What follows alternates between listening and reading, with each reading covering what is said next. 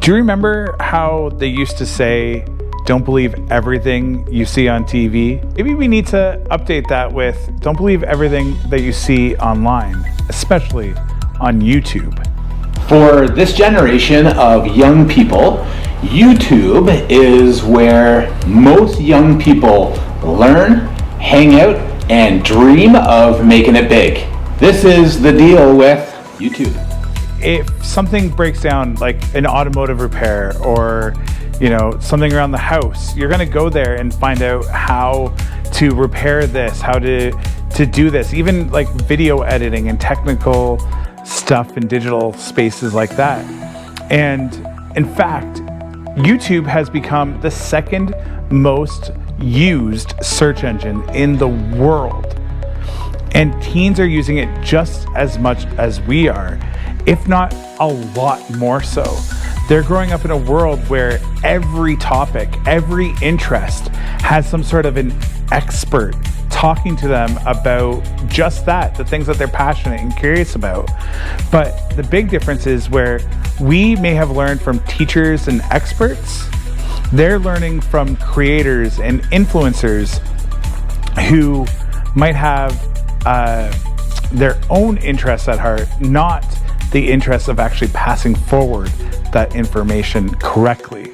And this is a little bit where some of the older generations maybe don't quite understand, because YouTube is now all about mentorship, building identity, building a brand, and it's all rolled in to one feed that is accessible 24/7. So it feels more personal because no one else knows who this is. So it creates this very personal relationship.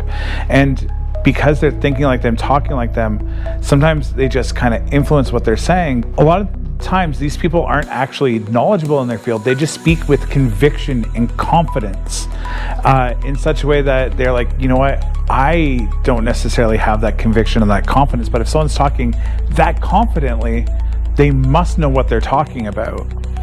And that confidence kind of blindly encourages them to say, hey, you can trust me, even if they're not really worthy of that trust. And oftentimes, sometimes they're truthful and they know a lot. Other times, they're just saying whatever they want and it comes across as truth. There are definitely some good influencers out there and some bad ones. And so here's the challenge with YouTube. The same platform that teenagers and young people can go and learn how to build a computer can also teach them and get them thinking about conspiracy theories. And when it comes to YouTube, it doesn't necessarily care about truth. It cares more about who's being heard. So whoever's making the most noise, whoever's speaking the most confidently, especially the most noise, often are seen as heralds of truth.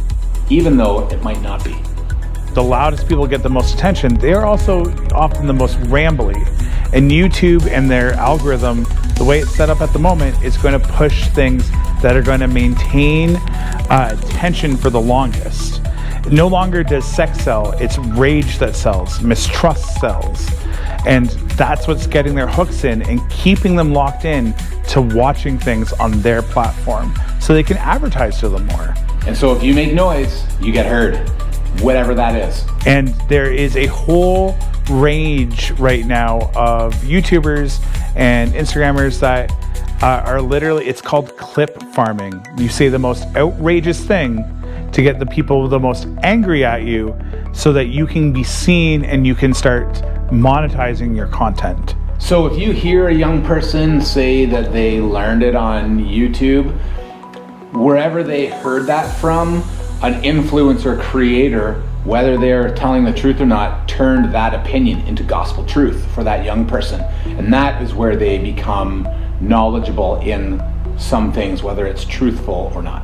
So as youth workers, we work with teenagers in a world that is so informed but so uncertain and are met with impossible expectations. Our teens aren't just learning facts. They're learning from creators all over the world with a bunch of different personalities and perspectives, and that can be a really good thing too. Many of these creators are inspirational, creative, even faith-filled. The difference is some have their audience's best interests in mind and others don't. So when you hear a young person talk about their love of YouTube or learning something on YouTube, maybe don't get defensive or roll your eyes. Maybe dig in with them, ask questions, get curious. Ask them what they love about the content creator or the influencer, because there's a lot of good things that they resonate with. And YouTube and these social media sites aren't going anywhere. They're the new classroom, the new stage, and for many, the new dream. So when we engage with young people about YouTube and about being online and about being an influencer and learning, and when we can step into the gaps and learn about what is good for them, we really can help them understand that really wisdom is better than views. Until next time, this is The Deal with YouTube. I'm Aaron. And Jeremy. See you next time.